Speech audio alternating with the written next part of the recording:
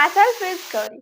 हम फिनॉल कर रहे, हम अल्कोहल अभी तक हमने कंप्लीट किया है एंड आज के इस लेक्चर में हम फिनॉल को पूरा कंप्लीट करेंगे। आज एक हम 40 to 50 मिनट्स का लेक्चर लेंगे एंड उस लेक्चर में पूरा का पूरा फिनॉल कंप्लीट कर लेंगे एंड फिर कल के लेक्चर में हम नेक्स्ट टॉपिक पढ़ेंगे, दैट इज द ईथर। इस तरह से हम पूरे 6 से 7 दिनों में हमने अल्कोहल फिनॉल ईथर ये टॉपिक हम कंप्लीट कर लेंगे। जिन्होंने अभी तक चैनल को सब्सक्राइब नहीं किया है वो चैनल को सब्सक्राइब कर सकते हैं, वीडियो को लाइक कर सकते हैं एंड अपने दोस्तों के साथ इस चैनल को शेयर भी कर सकते हैं एंड जिन्होंने सब्सक्राइब कर दिया है उनका बहुत बहुत धन्यवाद। चलो तो फिर आज हम फिनॉल स्टार्ट करते हैं। मैंने आपको पहले भी बताया था कि ये जो आपका है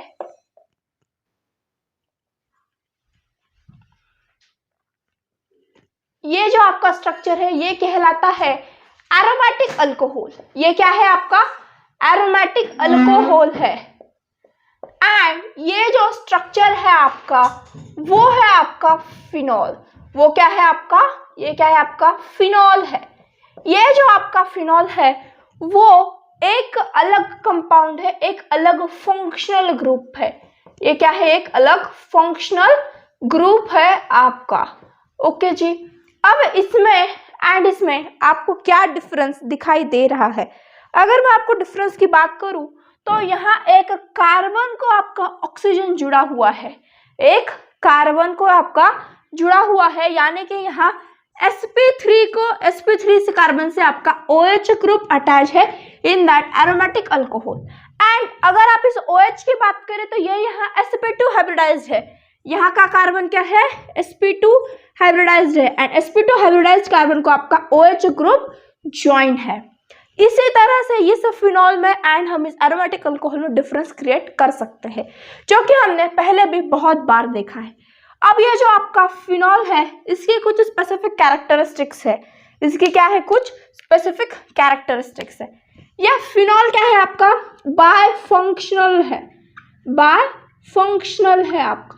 ये क्यों बायफंक्शनल ग्रुप है आपका, क्योंकि यहाँ पर एक बेंजीन की रिंग है एंड एक OH भी है। अब बेंजीन तो एक फंक्शनल ग्रुप नहीं है, लेकिन जो इसमें कुछ भी डबल बॉन्ड का कैरेक्टर है या फिर इसमें जो OH है ये सब क्या है, इसे बायफंक्शनल के नाम से जाना जाता है। इस फिनॉल को और एक नाम से जाना जाता है, this is the carbinol. Carbinol किस नाम से जाना जाता है, इसे कार्बिनॉल के नाम से भी जाना जाता है। उसके बाद जिस तरह से हमने अल्कोहल का क्लासिफिकेशन देखा था, primary alcohol, secondary alcohol, tertiary alcohol, इसी तरह से भी यहाँ पर ये जो आपका फिनॉल है वो इसी तरह से क्लासिफाइड होता है। यह किस तरह से क्लासिफाइड होता है, मोनोहाइड्रिक, डाइहाइड्रिक एंड ट्राइहाइड्रिक। किस तरह से क्लासिफाई होता है ये, मोनोहाइड्रिक, उसके बाद ये डाइहाइड्रिक एंड तीसरा क्लासिफिकेशन इसका ट्राइहाइड्रिक। ओके जी, मोनोहाइड्रिक, डाइहाइड्रिक एंड ट्राइहाइड्रिक, इसी तरह से ये क्लासिफाइड होता है। अभी तक आपको आई थिंक सारी बातें समझ में आ रही होगी। अब मोनोहाइड्रिक के examples, dihydric examples and trihydric examples मैं आपको बताना चाहती हूँ, लेकिन उससे पहले आप ये सारा का सारा नोट डाउन कर लीजिएगा, ऐसा मैं चाहती हूँ। आई होप आप मेरे साथ ही इसको सब कुछ हैंड रिटन नोट्स में बना रहे होंगे। आई थिंक आपने अब स्क्रीनशॉट ले लिया होगा या फिर अपनी कॉपी में इसे नोट डाउन कर लिया होगा। अब हम देखेंगे मोनोहाइड्रिक, डाइहाइड्रिक एंड ट्राइहाइड्रिक में हम किस तरह के एग्जांपल्स इसमें ले सकते हैं या फिर है। चलो जी, फिर मैं इसे इरेज कर देती हूँ। ये जो मैं आपको क्लासिफिकेशन पढ़ा रही हूँ, कभी कभार इस पर भी आपको क्वेश्चन आ जाता है, इसीलिए इसे भी अच्छे से याद कर लेना। यस एंड फिनॉल एक बहुत ही छोटा सा एंड प्यारा सा टॉपिक है, इस पर कभी कभार 4 मार्क का क्वेश्चन भी आ सकता है और कभी कभार 1 मार्क का भी क्वेश्चन आपको आ सकता है। अगर 4 मार्क का क्वेश्चन आता है तो आपके लिए फुकट मार्क यानी कि फ्री मार्क आपके लिए वो साबित हो सकता है, अगर आपने अच्छे से उसे स्टडी कर रखा है। एंड स्टडी नहीं किया है तो फिर आपको वो 1 मार्क भी नहीं मिल पाएगा इस टॉपिक से। तो चलो फिर डाल ली heading, classification of the phenol, classification of the phenol।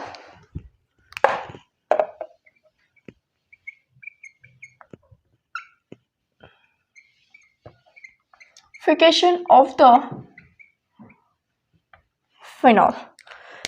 This phenol is classified as monohydric,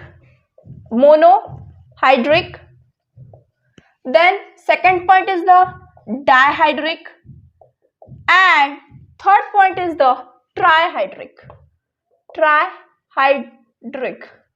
okay जी, monohydric, dihydric and trihydric.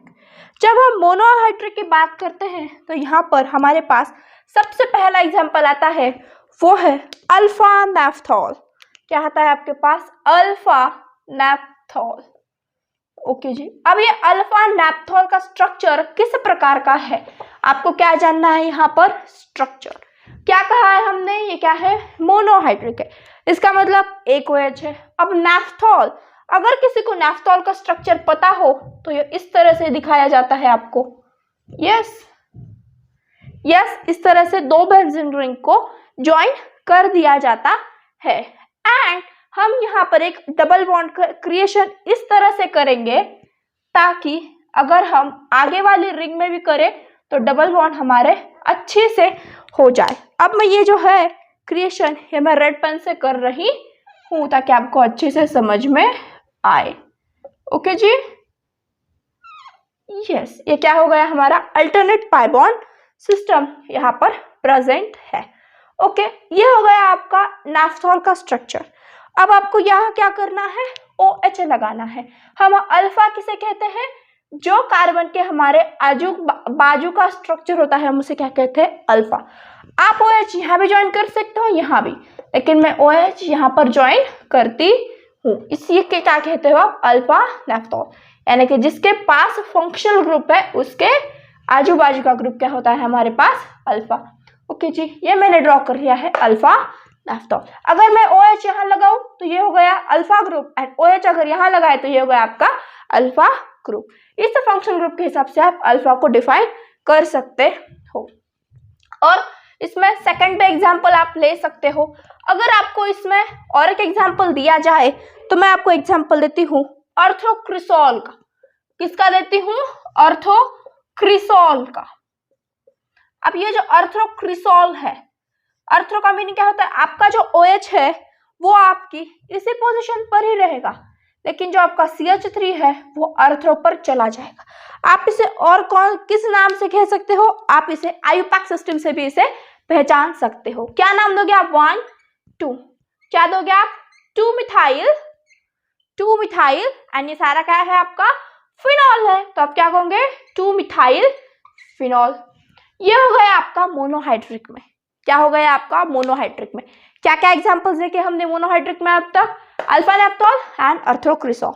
Okay, अब जब डायहाइड्रिक की बात आ जाती है तो हम इसमें कैटेचॉल का एग्जांपल देखते हैं। किसका?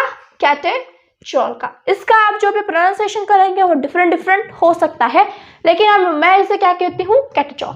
अब ये कैटेचॉल है, हमें पता है 2 OH लगाने हैं, लेकिन हमें 2 OH किस तरह से लगाएंगे? ये मैंने ले लिया अपनी बेंजीन रिंग, मैंने ये OH यहाँ एक लगाया है एंड यहाँ एक OH लगाया है, तो ये क्या हो गया आपके पास? ये क्या कहलाता है आपके पास? कैटेचॉल कहलाता है। ओके जी, उसके बाद आपके पास और एक एग्जांपल है, दैट इज द रेसरसिनॉल। ओके, ये जो आपका रेसरसिनॉल है वो भी इसी तरह से 2 OH ग्रुप अपने बेंजीन रिंग पर लगा लेता है। एक OH यहाँ है तो दूसरा OH ग्रुप वो वहां लगाता है। ओके जी, मैं इसे आपको बताऊंगी, आप इसे याद किस तरह से कर सकते हो। कैटेचॉल हो गया, रेसरसिनॉल हो गया। आप यहाँ हाइड्रोक्विनॉल भी ध्यान रख सकते हो। क्या ध्यान रख सकते हो? हाइड्रोक्विनॉल। ये जो हाइड्रोक्विनॉल है वो इस तरह से आपको शो किया जाता है जी। 1 मिनट में थोड़ा सा स्ट्रक्चर ऊपर नीचे बना लूंगी ताकि आपको अच्छे से दिख जाए। यस, ये एक आपका OH ग्रुप होता है, यहाँ एक आपका OH ग्रुप होता है। ये हो गया आपका डायहाइड्रिक में। देखो क्या क्या है आपके पास? कैटेचॉल है, रेसरसिनॉल है, हाइड्रोक्विनॉल है। अगर मैं आपको बताऊं आप इसे याद किस तरह से कर सकते हो, देखो यहाँ पर जो आपका ये वाला OH ग्रुप है उसकी पोजीशन कॉमन है। आप यहाँ पर इसे 1 2, अगर 1 2 पर आए तो कैटेचॉल, 1 2 पर आए तो कैटेचॉल, 1 2 एंड 3 पर आए तो आपका हो गया रेसर्सिनॉल, एंड 1 और 4 पर आए तो आपका हो गया है हाइड्रोक्विनॉल। ओके, अब ये जो 2 है वो इस पोजीशन पर भी आ सकता है, इस वाले पोजीशन पर भी आ सकता है, या आपका 3 1 2 3 यहाँ पर भी आ सकता है, यहाँ पर भी आ सकता है, लेकिन आपका 4 किसी भी तरह से इसी ही जगह पर आएगा। ये हो गया आपके पास डायहाइड्रिक। उसके बाद अब ट्राइहाइड्रिक की बात करें हम, तो ट्राइहाइड्रिक में देखो क्या क्या आता है हमारे पास। ट्राइहाइड्रिक आपको बहुत रेयरली पूछे जाते हैं, लेकिन आपको ये सब कुछ पता होना चाहिए। ये क्या है, आपका एक 3 OH है। अगर आप इसका आयुपैक नेम जानोगे तो आप क्या कहोगे इसे? यस, आयुपैक के नेम से आप क्या नेम दोगे इसे? यस, क्या करोगे आप? 1 2 3 4 5 6, 1 3 एंड 5th पोजीशन पर आपका ये आ रहा है। तो आप क्या कहते हैं? 1, 3, 5 ट्राई, इसे क्या कहना होगा आपको? या फिर आप इसे इस तरह से कह सकते हो, फिनॉल 1, 3, ओ सॉरी, इसका कोई भी आप आयुपैक सिस्टम नहीं बना सकते हो, ये मुझे पता था, लेकिन अगर आप इसे ट्राई नहीं करोगे तो आप इसे किस तरह से जान पाओगे? इसीलिए मैंने आपको एक कर दिखा दिया है कि आप किसी भी पोजीशन पर लो, क्योंकि आपको यहाँ पैरेंट भी एक है और फंक्शनल ग्रुप के आपको एक ही दिया हुआ है, इसीलिए आप यहाँ कोई आयुपैक सिस्टम नहीं। तो फिर क्या हमें कॉमन नेम रटना पड़ेगा? यस, आपको कॉमन नेम यहाँ अच्छे से रटना ही होगा। इसे हम कहते हैं प्यार से फ्लोरोग्लूसिनॉल। ग्लूसिनॉल क्या कहते हैं हम इसे? फ्लोरोग्लूसिनॉल के नाम से हम इसे जानते हैं। यह हो गया आपका एक एग्जाम्पल।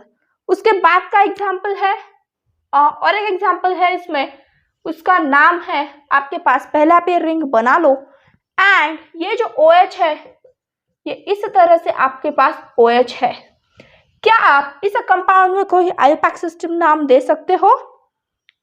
यस, नहीं ना, नहीं दे सकते हैं हम, तो हम इसे कहते हैं पायरोगैलॉल। क्या कहते हैं? पायरोगैलॉल। क्या क्या पढ़ा है हमने अभी तक? एक बार मैं आपको और एक बार रिवाइज करा देती हूँ, देख लो। हमने अभी तक क्या क्या पढ़ा है? हमने अभी तक एक क्लासिफिकेशन ऑफ द फिनॉल पढ़ा है। हमने फिनॉल को मोनोहाइड्रिक, डायहाइड्रिक एंड ट्राइहाइड्रिक इस तरह से क्लासिफाई कर दिया है। ये जो आपका मोनोहाइड्रिक है वो आपको नाफ्थोल, अल्फा नाफ्थोल है, एंड ये जो आपका अर्थोक्रिसॉल है वो आप इस तरह से इसे आयुपैक सिस्टम के नाम से भी जान सकते हैं। आपका कौन सा नेम है? आपका ये आयुपैक सिस्टम का आपका ये वाला नेम है जी। ओके, चलो फिर डायहाइड्रिक के पास चलते हैं। डायहाइड्रिक कहता है कि मेरे 3 टाइप है। कौन कौन से है भाई? कैटाचॉल, रेसर्सिनॉल एंड हाइड्रोक्विनॉल। ओके, ट्राइहाइड्रिक में 2 टाइप्स है, फ्लोरोग्लिसरॉल एंड पायरोगैलॉल। एंड ट्राइहाइड्रिक में ये आपके पास पिक्रिक एसिड भी आता है, लेकिन उसमें आपके पास जो कुछ भी है वहां पर NO2 के हैं, लेकिन आप इसे साथ साथ में याद रख सकते हो। ये क्या है? आपका पिक्रिक एसिड है। क्या है आपका? ये पिक्रिक एसिड है जी। ओके, ये आप इस तरह से इसमें याद ना करते हुए इसी के साथ साथ इसे याद कर सकते हो। क्या है आपका? ये पिक्रिक एसिड है। ओके, ये होगा आपका पूरा का पूरा क्लासिफिकेशन। चाहे तो नोट डाउन कर लेना एंड चाहे तो पैरेलली स्क्रीनशॉट भी ले लेना। आई होप आपने नोट ही अच्छे से किया है, अपनी अच्छी सी कॉपी बनाकर रखी है, उसमें आप रोज का डेली रोज लिखते हो ताकि आपके पास रिवीजन के लिए सब कुछ बना रहे। ओके जी, एंड किसी को अगर कुछ डाउट है तो प्लीज कमेंट बॉक्स में कमेंट कर जाना, मैं आपके कमेंट का जरूर रिप्लाई दे दूंगी। यस, चलो लिख लिया है क्या? या स्क्रीनशॉट लेना है किसी को? अगर यस लेना है तो ले लो फिर। चलो, यस, आई हैव स्क्रीनशॉट अपने ले लिया होगा। चलो फिर हम आगे की तरफ हम मूव करेंगे। अब हम क्या पढ़ेंगे? अब हम methods of preparation of the phenol पढ़ेंगे कि हम फिनॉल को किस तरह से फॉर्म कर सकते हैं। फिनॉल को हम बहुत सारे मेथड से फॉर्म करते हैं। हमारे पास रशिक मेथड है, डाउज प्रोसेस है, उसके बाद हमारे पास एक कमर्शियल मेथड भी है, हम जिसे क्यूमीन से फॉर्म करते हैं। ये सब कुछ है। मैं कुछ आपको जनरल प्रिपरेशंस भी पढ़ाऊंगी एंड कुछ इजी प्रिपरेशंस भी पढ़ाऊंगी। तो चलो हेडिंग डाल लो, methods of preparation of the phenol, methods of preparation of the phenol. Okay ji,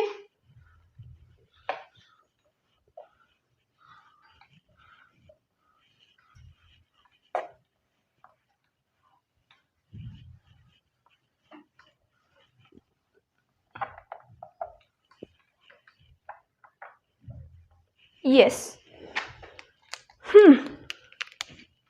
Methods of preparation of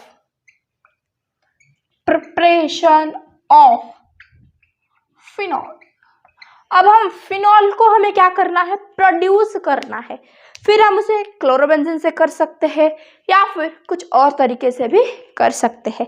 हमारा पहला मेथड का नाम है रशिक्स मेथड। क्या नाम है, रशिक्स मेथड। ओके जी, ये जो रशिक्स मेथड है ये आपको किस तरह से हेल्प करती है, आपका जो रशिक्स एजेंट में आपका जो मेन रिएक्टेंट है वो होता है आपके पास क्लोरोबेंजीन। क्या होता है, क्लोरोबेंजीन। ओके, ये आपका है क्लोरोबेंजीन। इस क्लोरोबेंजीन पर आप क्या करेंगे, H2O का एडिशन करेंगे। किसका एडिशन करेंगे, H2O का। जब आप इस पर H2O का एडिशन करते हो तो यहाँ से आप H2O को HOH के फॉर्म में लिख सकते हो। यस, लिख सकते हो। यस, उसके बाद ये H क्या करेगा, इस HCl को अपने साथ बॉन्ड बनाने में मजबूर कर देगा एंड ये जो OH है वो यहाँ आकर अपनी जगह ले लेगा। प्लस ये क्या होगा, हमारे पास यहाँ पर एक फिनॉल फॉर्म होता हुआ आपको नजर आ जाएगा। ये आपका हो गया पहला फिनॉल। किस मेथड से किया है हमने, रशिक्स मेथड से। क्या कहती है हमें हमारी रशिक्स मेथड, क्या कहती है, ये जो रशिक्स मेथड है वो कहती है कि हम जब क्लोरोबेंजीन को वाटर के साथ रिएक्ट करते हैं तो हमें ये वाला फिनॉल मिल जाता है। ये हो गई आपकी यहाँ पर पहली मेथड। उसके बाद आपके पास जो सेकंड मेथड आती है वो आती है, यस, यहाँ पर कुछ कंडीशंस है क्या मैम, यस, यहाँ पर आपको क्या मेंटेन करना होता है, हाई प्रेशर एंड आपको यहाँ पर थोड़ा सा टेम्परेचर भी आपको क्या करना होता है, मेंटेन करना पड़ता है। ओके, चलो ये हो गई आपकी फर्स्ट मेथड। मैं ये एरो करती हूँ, आप भी इसे एरो की तरह लिखते हैं तो बहुत अच्छी बात है। थोड़ी सी कॉपी गंदी दिखती है लेकिन समझ में बहुत ज्यादा आ जाता है। उसके बाद हमारी सेकंड मेथड है, that is the douse process. क्या है हमारी सेकंड मेथड, डाउज प्रोसेस। इस डाउज प्रोसेस के थ्रू हम क्या, मतलब हमारे पास जो कुछ भी रिएक्टेंट है वो क्या होगा, इस डाउज प्रोसेस में भी हम उसी क्लोरोबेंजीन को ही यूज करेंगे, क्लोरोबेंजीन को भी। मैंने ये मेथड आपको बताई थी अपने हैलोल्केन हैलोरिन्स इस टॉपिक में, मैंने आपको इसका नाम भी बताया था। आप क्या करेंगे, इसको 6 to 8% ऑफ NaOH के साथ इसे आप ट्रीट करोगे। जब आप इसे ट्रीट करोगे तो आपके पास सोडियम फिनॉक्साइड आयन यहाँ पर फॉर्म हो जाता है। क्या फॉर्म हो जाता है, सोडियम फिनॉक्साइड आयन यहाँ पर फॉर्म हो जाता है। अब कुछ टीचर्स इसे क्या दिखाते हैं कि यहाँ से ये Na एंड ये Cl यहाँ से रिमूव हो जाते हैं, इस तरह से आपको दिखाया जाता है। लेकिन नहीं, इतनी इजीली ये प्रोसेस नहीं होती है। ये जो आपकी डाउज प्रोसेस है ये आपको ड्रास्टिक कंडीशन में करवानी पड़ती है, यानी कि आपको 300 एटमॉस्फेयर प्रेशर एंड 673 केल्विन ऐसा कुछ आपको यहाँ पर टेम्परेचर इसे देना पड़ता है। 673 नहीं, 613 केल्विन इस तरह को आपको यहाँ पर टेम्परेचर इसे प्रोवाइड करना पड़ता है एंड 300 एटमॉस्फेयर इसका उतना क्या होता है, इसका उतना प्रेशर होता है। अगर ये कंडीशन हम इसे प्रोवाइड करते हैं तभी ये क्या बनाता है, फिनॉक्साइड आयन। इस फिनॉक्साइड आयन पर जब हम H2SO4 ऐड कर दें, अब इस फिनॉक्साइड को हम 3 तरह से इसकी ट्रीटमेंट कर सकते हैं। मैं आपको यहाँ पर तीनों भी ट्रीटमेंट दिखाऊंगी। ये दूसरी ट्रीटमेंट है एंड ये आपकी तीसरी ट्रीटमेंट। पहले ट्रीटमेंट में क्या करते हैं, हम H2SO4 डालेंगे एंड ये हमारे पास ये हमें क्या दे देगा, फिनॉल एंड Na2SO4 ये आपके पास NaHSO4 आपके पास ये प्रोडक्ट फॉर्म होता हुआ आपको नजर आ जाएगा। यस, मैंने बाय प्रोडक्ट गलत तो नहीं लिख दिया, फिनॉल लिखा है एंड NaO, राइट। मैंने जो कहा था Na2SO4 यही यहाँ पर फॉर्म होता हुआ आपको नजर आएगा। ओके जी, विद H2SO4 हमने ये क्या डाला है, एक H+ डाला है, इस तरह से भी लिख सकते हो। जब आप इसकी रिएक्शन और किसके साथ करवा सकते हैं, जब हम इसकी रिएक्शन CO2 एंड H2O के साथ करा देते हैं। किस किस के साथ, CO2 एंड H2O के साथ जब हम इसकी रिएक्शन कराएंगे तो भी हमें क्या देगा, फिनॉल ही देगा। क्या देगा, फिनॉल। एंड फिनॉल के साथ हमें Na2CO3 ये प्रोडक्ट यहाँ पर हमें देखने को मिलता है। क्या प्रोडक्ट मिलता है, Na2CO3, NaHCO3 हमें यहाँ पर देखने को मिलता है। एंड जो थर्ड प्रोसेस है वो आपकी जो थर्ड प्रोसेस है वो बहुत ही सिंपल है।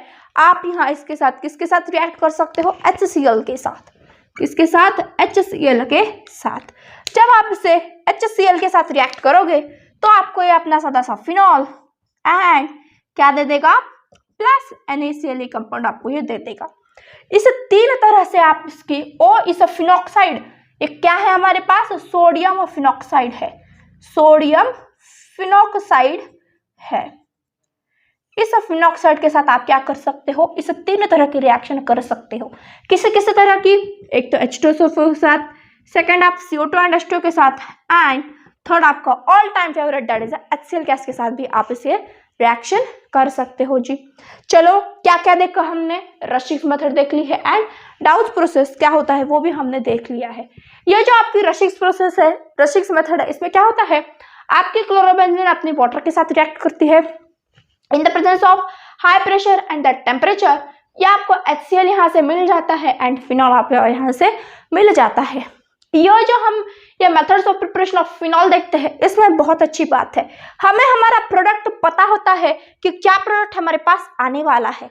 इसीलिए सिर्फ हमें क्या करना है, इसकी ये जो रिएक्शन है, ये आपका रिएक्टेंट क्या है एंड ये एरो क्या है, ये आपको बहुत अच्छे से याद होना चाहिए। क्योंकि जब भी कभी methods of preparation of phenol करेंगे तो हम क्या, फिनॉल ही फॉर्म करेंगे, ये तो हमें एक जनरली आइडिया होता है, लेकिन हम इस किसके साथ रिएक्ट करके फिनॉल फॉर्म करेंगे, इसके आइडिया एंड ये एरोज आपको होना बहुत अच्छे से आना चाहिए। अगर आप ऑर्गेनिक केमिस्ट्री डेवलप करना चाहते हो तो ये एरो आपसे क्या मांगता है, क्या कहता है, एग्जामिनर क्या खेल खेलता है उस एरो के साथ, वो आपको बहुत अच्छे से पता होना चाहिए। तो ये सब का आपने नोट डाउन कर लिया होगा। फिर मैं आपके पास थर्ड रिएक्शन पर आ जाती हूँ। चलो लिख लो एंड पैरेलली रिवाइज करते रहो।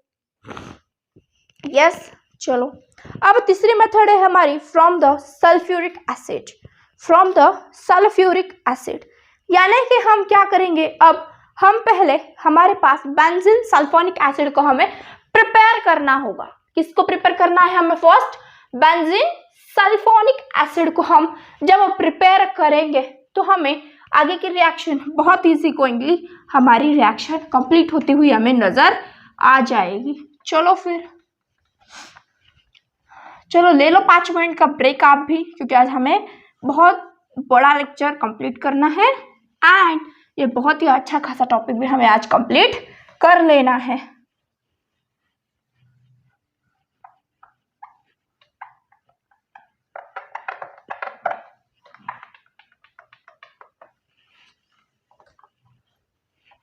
यस, ये भी पार्ट आपके मेथड्स ऑफ प्रिपरेशन में है, लेकिन मुझे थोड़ी सी स्पेस चाहिए तो इसलिए मैंने वो हेडिंग मिटा दी है जी।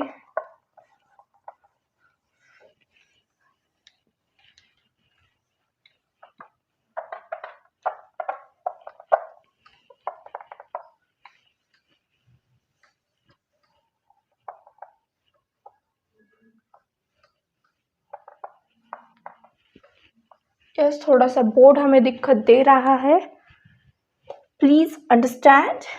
Let's start. चलो भाई, मैं इसे ठीक करवा दूंगी आज।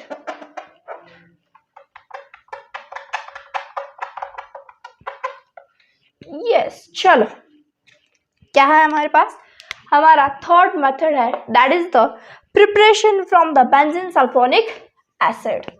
From benzene sulphonic acid. अब हमारा नाम ही कहता है कि बेंजीन सल्फोनिक एसिड से हमें क्या करना है, ये वाला पार्ट हमें बनाना है।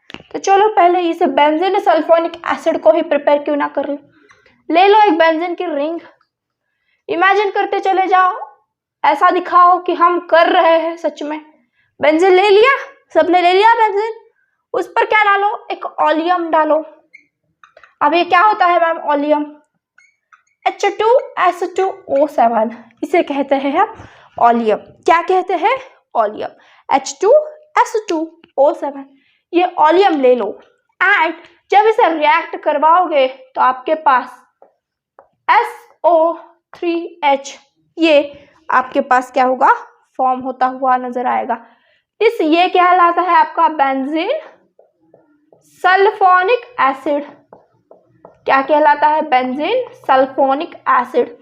मैं इसे साइड में लिखते चली जाऊंगी कि हमने फिनॉल में क्या कौन कौन सी रिएक्शन पढ़ी है। पहली पढ़ी हमने रशिक्स प्रोसेस, या फिर आप रशिक्स मेथड कह लो। क्या किया था, एक क्लोरोबेंजीन ली थी, उस पर H2O की एक्शन की थी, हमें यहाँ पर फिनॉल मिला था। ओके जी, ये पहले प्रोसेस। सेकंड प्रोसेस क्या की थी हमने, डाउज प्रोसेस की थी। क्या किया था इसमें, डाउज प्रोसेस। क्या है डाउज प्रोसेस, कुछ नहीं, क्लोरोबेंजीन ले लो, उस पर NaOH की एंड ड्रास्टिक कंडीशन में 300 ATM है इस पर, उसके बाद 630 के टेम्परेचर है एंड ये आपको यहाँ पर फिनॉल दे देता है जी। उसके बीच में के प्रोडक्ट भी याद करते चले जाना, मैं आपको एक सिंप्लिसिटी में यहाँ लिखवा रही हूँ। उसके बाद अब बेंजीन सल्फोनिक एसिड पर, ये बेंजीन सल्फोनिक एसिड पर क्या करना है हमें, फिर से NaOH डालो, फिर से हमें यहाँ पर एक फिनॉक्साइड आयन मिलेगा एंड हमें ये फिर से OH देके चला जाएगा। ओके जी, चलो इस पर हम क्या करेंगे, आप NaOH डालेंगे।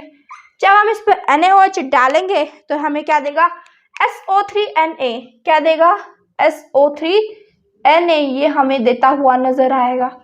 अब आप इसे क्या कहोगे, SO3Na को क्या कहोगे, सोडियम बेंजीन सल्फोनेट।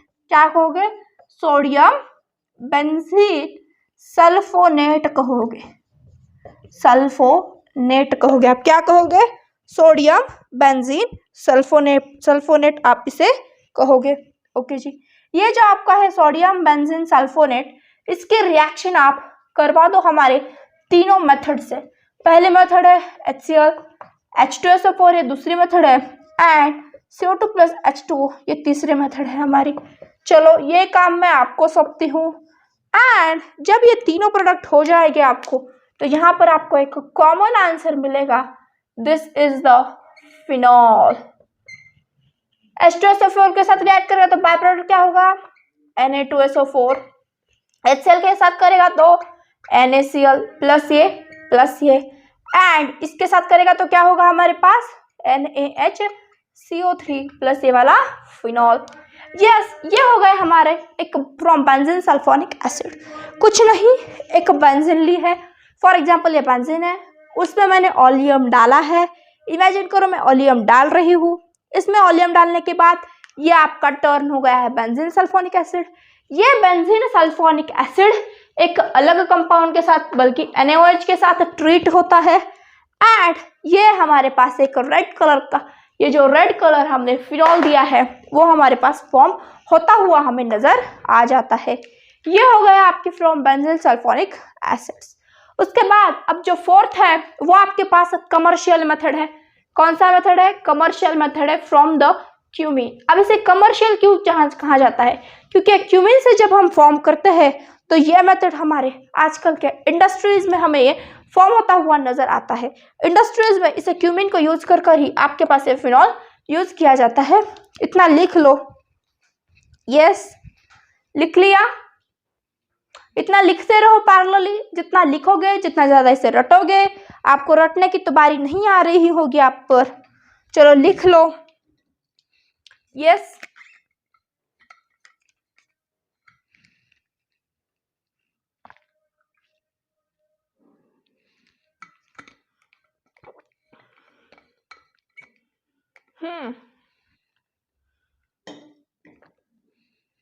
लिख लिया आपने? यस। तो चलो फिर नेक्स्ट रिएक्शन हमारी फ्रॉम द क्यूमीन। अब क्यूमीन किस तरह से फॉर्म होगा? अब जिन बच्चों को क्यूमीन क्या है ये पता है वो तो रिएक्शन झट से कर लेंगे, लेकिन जिसे क्यूमीन किस तरह से फॉर्म होता है वही नहीं पता है, वो पहले हम चलो क्यूमीन फॉर्म कर लेते हैं। क्या फॉर्म करेंगे हम? पहले क्यूमीन को ही फॉर्म कर लेते हैं। जब हम क्यूमीन को फॉर्म करते हैं तो हमें वहां पर फ्रेडल-क्राफ्ट एसाइलेशन ये रिएक्शन यूज करनी पड़ती है। फ्रॉम क्यूमीन एक बेंजीन ले लो, उस पर एक आइसोप्रोपाइल यानी कि एक प्रोपिलीन डाल दो। क्या डाल दो? प्रोपिलीन। इंस्टेड ऑफ आइसोप्रोपाइल आप क्या डाल दो? उस पर प्रोपिलीन। अब ये क्या है प्रोपिलीन जी? जिसको यही नहीं पता है वो कृपया करके मेरे पुराने लेक्चर्स देख ले, बेसिक्स ऑफ ऑर्गेनिक केमिस्ट्री। अगर आपको चाहिए तो मैं आई बटन में इसको इंक्लूड करवा दूंगी। चलो जी, उसके बाद इसकी रिएक्शन मैंने इससे करवा दी है तो मुझे यहाँ पर प्रोडक्ट मिलेगा जैसे बेंजीन, यहाँ पर एक CH, यहाँ पर मुझे एक CH3 ग्रुप मिलेगा। 1 मिनट, थोड़ी स्पेस कम पड़ रही है। यस, ये क्या है आपका बेंजीन एज इट इज। एक CH3 पर एक दूसरा CH3 एंड यहाँ से एक दूसरा CH3 आपको नजर आ रहा होगा, CH2 होगा यहाँ पर। ओके, अब इसे हम क्या कहते हैं? आइसोप्रोपाइल कहते हैं। हम इसे क्या कहते हैं? Isopropyl benzene. आइसोप्रोपाइल ये क्या है? हमारी कौन सी रिंग है? बेंजीन। ये क्या हो गया? उसका कॉमन नेम। एंड ये भी उसका क्या है? क्यूमीन भी उसका क्या है? एक कॉमन नेम ही है। अब इस क्यूमीन के साथ हम क्या करते हैं? इस क्यूमीन के साथ हम ऑटो ऑक्सीडेशन करवा देते हैं, यानी कि हम इसे एयर में रख देते हैं। जब हम इसे एयर में रखते हैं तो देखो हमारे पास क्या फॉर्म होता है। जब हम इसे एयर में रखते हैं तो यहाँ पर COOAH, यहाँ पर एक CH3 एंड यहाँ पर एक CH3। इस तरह से यहाँ पर क्या हो गया? ये परऑक्साइड लिंकेज है हमारा। कौन सा लिंकेज है? ये हमारा परऑक्साइड लिंकेज है। परऑक्साइड लिंकेज हमारे पास से फॉर्म हो जाएगा। जब ये परऑक्साइड लिंकेज फॉर्म होता है तो हम इसे अगर और एक बार किसके साथ रिएक्ट करेंगे? हम इसे इसमें हमें क्या डालना होगा? H+, या फिर हम इस पर क्या डाल देते हैं? H2SO4।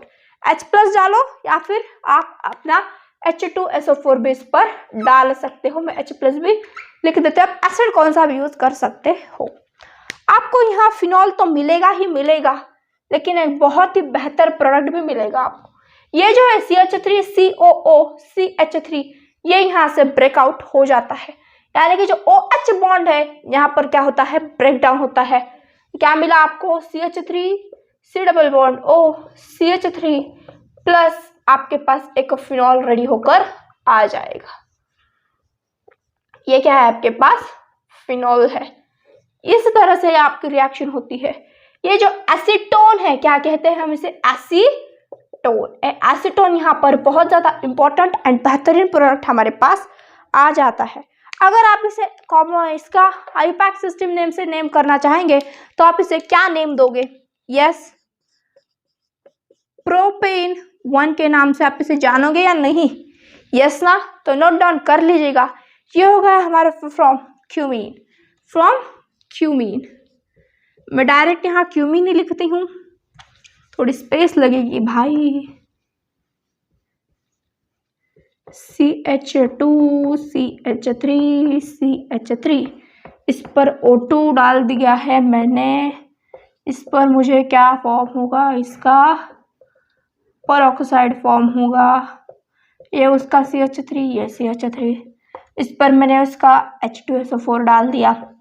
जब मैं इस पर उसका H2SO4 डाल देती हूँ, फिनॉल प्लस मुझे क्या मिलता है? ये वाला कंपाउंड मुझे यहाँ पर मिल जाता है जी। This is done and dusted. Okay, लिख लो, चलो लिख लो लिख लो लिख लो। And last method of preparation that is from the diazotization, जो कि हमने बहुत बार कर भी रखा है। चलो फिर ले लो अपना next method, that is the डायजोटाइजेशन। क्या है डायजोटाइजेशन?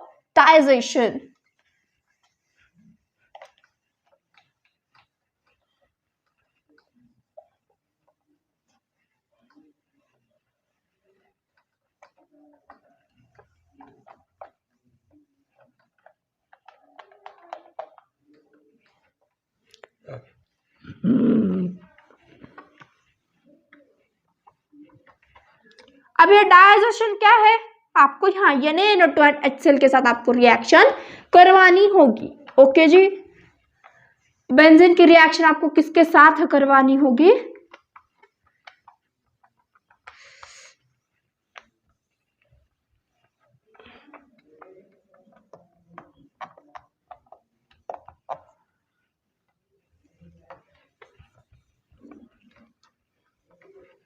यस, चलो डायजोटाइजेशन कितनी रिएक्शन है हमारी? 5th रिएक्शन है मेथड्स ऑफ प्रिपरेशन में।